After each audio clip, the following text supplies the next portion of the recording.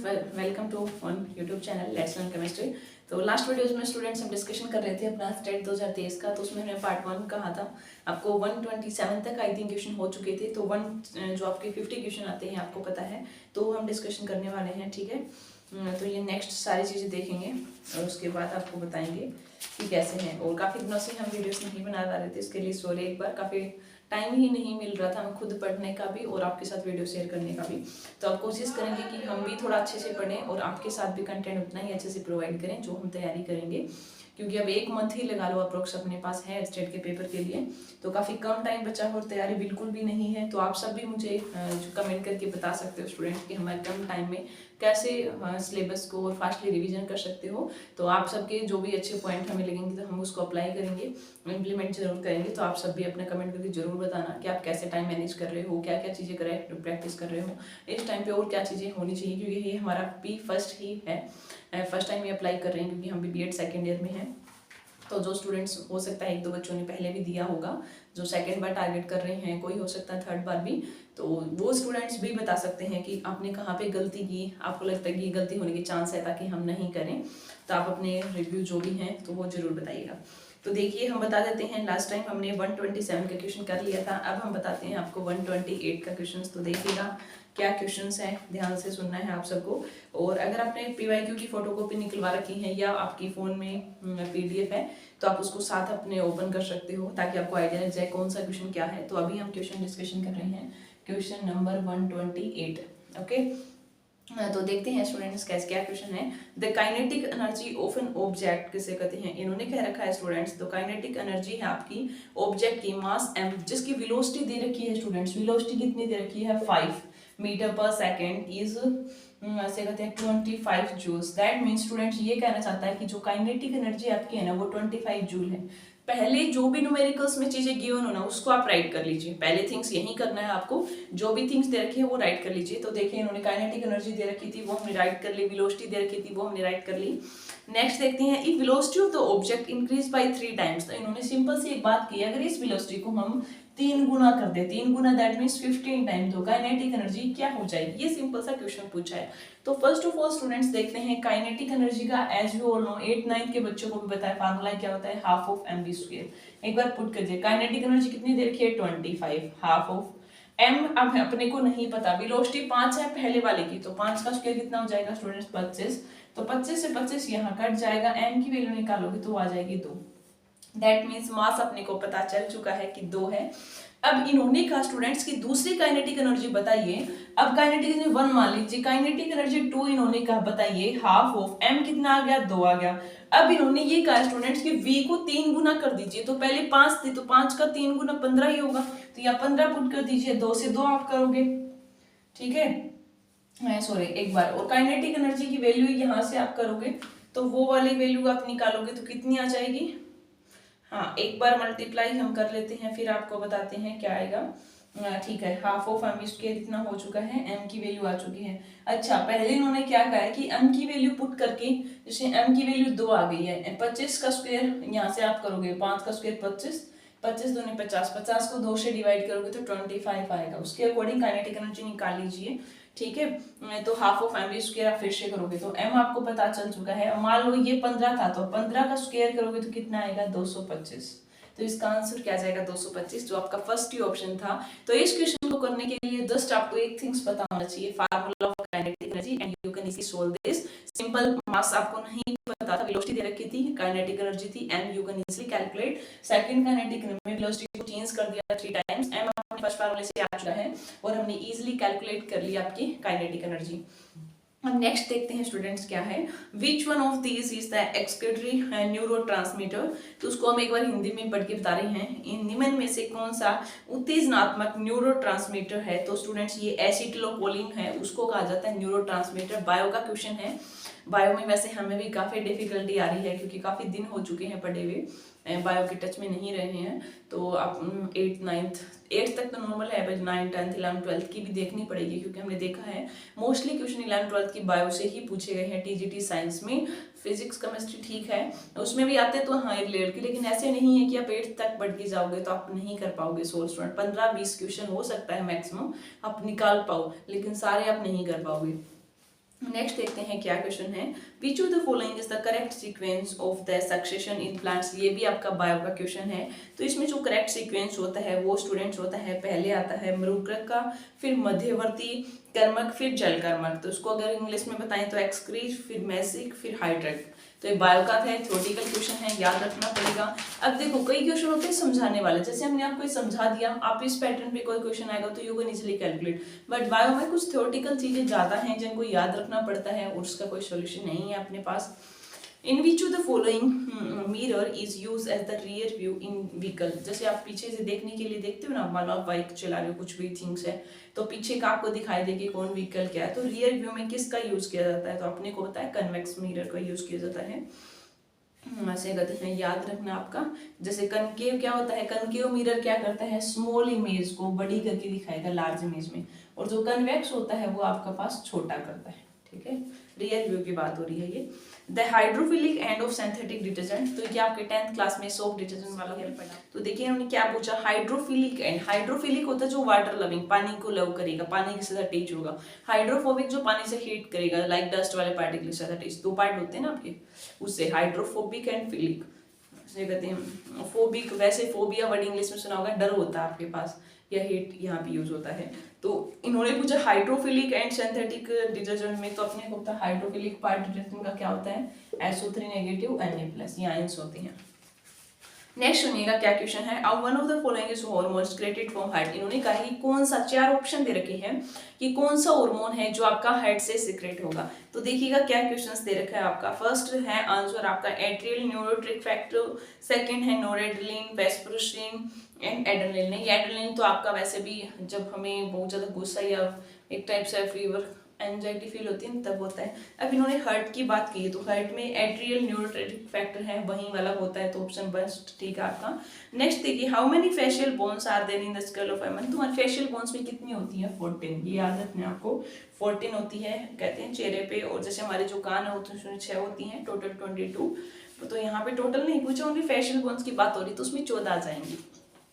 135 के क्वेश्चन देखिएगा क्या है, consider a case where gas is diffuse through a port to vacuum at the same temperature. Gas diffuse हो रही है, जैसे मान लो गैस, सपोज ये सिलेंडर में होल हो गया तो गैस बाहर निकलेंगे ना, डिफ्यूज होंगे at pores. And which of the following pair of the gas would diffuse into the vacuum same speed. इन्होंने कहा कि अलग अलग गैसेस दे रखी हैं, कौन सी गैसेज हैं जो सेम स्पीड से डिफ्यूज होंगी। मास दे रखा है आपको, तो देखिए फर्स्ट दे रखा था NH3 S2, ये दोनों तो काफी अलग है, मास में डिफरेंस S2 का 2 आएगा, NH3 का तो 17 आ जाएगा। CuSO2 भी नहीं हो सकते, बट ये हो सकता है, दोनों में सेम इलेक्ट्रॉन पेयर से हो जाएगा। देखो N2 में भी एक नाइट्रोजन के 7 इलेक्ट्रॉन, टोटल करोगे वैलेंस इलेक्ट्रॉन तो कितने आगे, 14। यहाँ कार्बन के 6 हो गए, ऑक्सीजन का कितना हो गया, 8 हो गया, तो टोटल कितने आगे, 14। तो ये नाइट्रोजन का 7 एटॉमिक नंबर था, 2 थे 14, तो सेम एक ही ऑप्शन में मिल रहा था, तो ऑप्शन सी से भी आप कर सकते थे इसका आंसर, CuNN2। 136 का क्वेश्चन देखते हैं, विच of the following is the correct arrangements of the given metals in the descending order of the reactivity. तो अब ये वाला क्वेश्चन स्टूडेंट्स आपको ध्यान से करना है। हमने बताया था 10th क्लास वाले वीडियो जब बच्चों को पढ़ाया था कि रिएक्टिविटी सीरीज में बोर्ड में भी क्वेश्चन आने की पॉसिबिलिटी है। देखिए आपके स्टेट के पेपर में भी आया है, तो वहां पे आप जब देखते हो रिएक्टिविटी सीरीज में, जैसे पहले सोडियम है या फिर पोटेशियम है, क्या थिंग्स है, फिर सबसे लास्ट में आपने देखा था सिल्वर गोल्ड है, बीच में जिंक आयरन एल्यूमिनियम, ये सारी चीजें थी।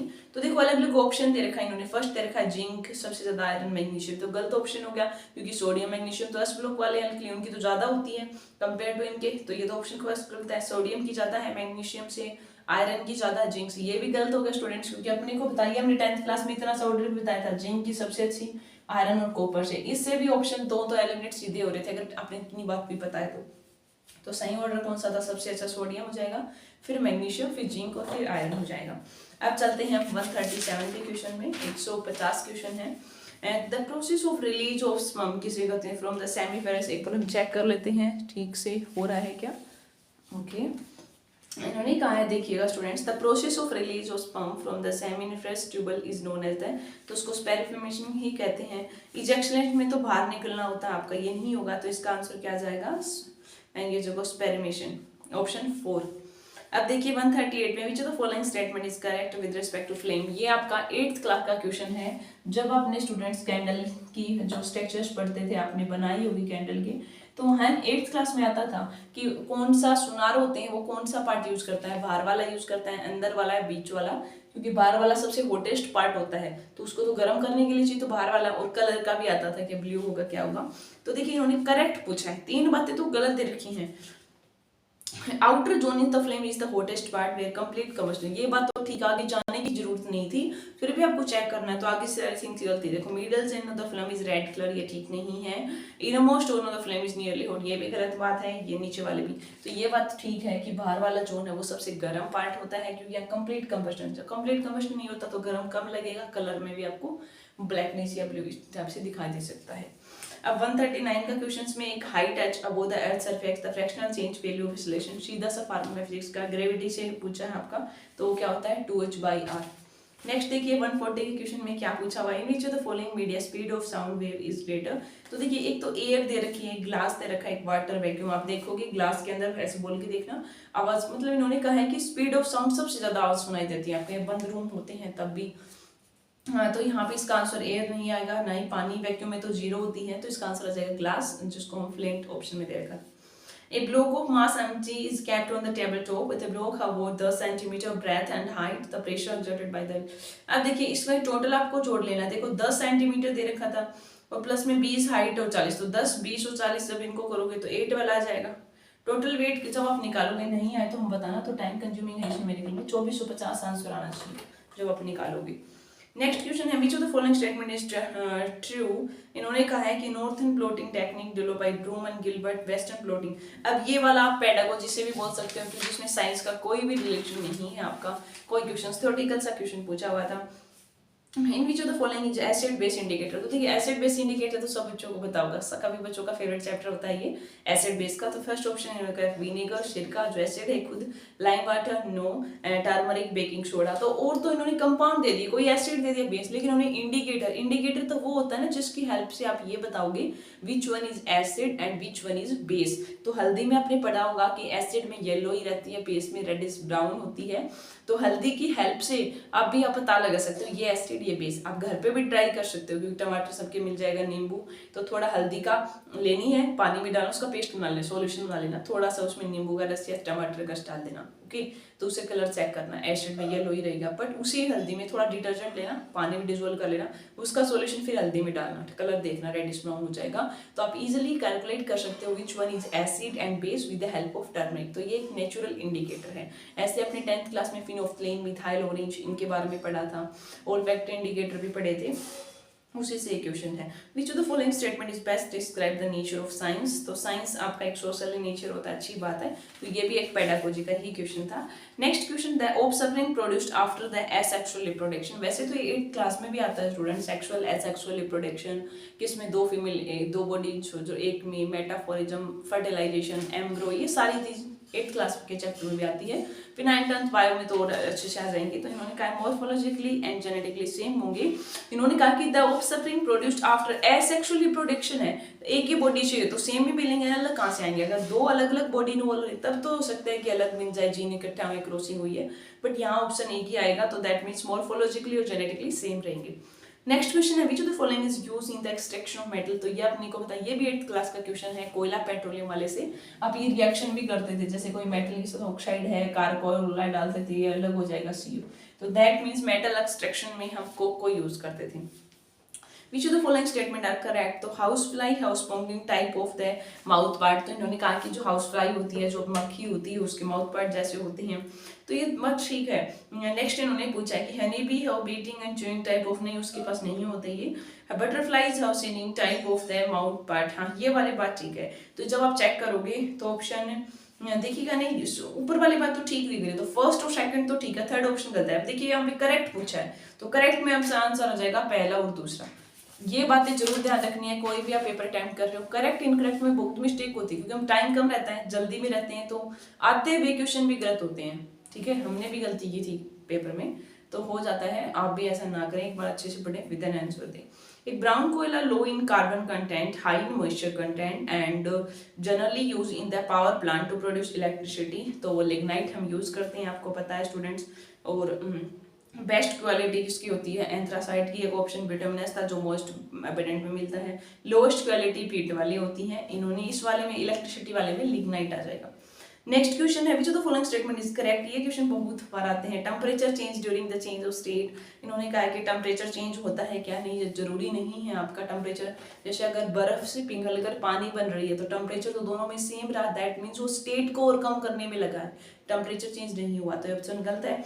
सेकंड का है ड्राई आइस गेट, ड्राई आइस जिसको सॉलिड CO2 को हम कहते हैं, कन्वर्टेड डायरेक्टली इनटू, या आपने शादी वगैरह में देखे होंगे ना डेकोरेशन वाले, वहां पे ऐसे जो पहले ये कहते थे ना कि क्या बोलते हैं, ऊपर स्वर्ग में ऐसे धुआं सा निकलता था वाइट, टीवियों में आपने देखा होगा रामायण वगैरह या वैसे वाले में, तो ऐसे ही आजकल जब शादी वगैरह होती है तो वहां पे धुआं जो उसमें होता है वो करते हैं, धुआं नहीं है एक टाइप से, वो जो बर्फ की स्मोकिंग करती हैं, ड्राई आइस ही होता है, उसको ही सीधा वो किया जाता है बनाने के लिए, एक टाइप से फोक क्रिएट करने के लिए, ठीक है, स्काई टाइप में वाइट। तो dry ice get converted directly into gas state, हाँ नॉर्मल टेम्परेचर पे हो जाती है, आप देखा होगा आपने, और ड्राई आइस कोई पूछ ले तो सॉलिड CO2 होता है। High boiling point of liquid indicate weaker, ये तो गलत बात है, अगर बॉइलिंग पॉइंट ज्यादा लग रहा है इसका मतलब बॉन्डिंग तो स्ट्रॉन्ग है तभी तो लग रहा है। ये तो ये कह रहे हैं आपके पास कि बॉइलिंग पॉइंट बढ़ रहा है इसका मतलब इनमें अट्रैक्शन वीक है, कम है, तो ये तो उल्टे हो गए, तो ये बात तो गलत है, दैट मीन्स ये ऑप्शन भी नहीं हो सकता।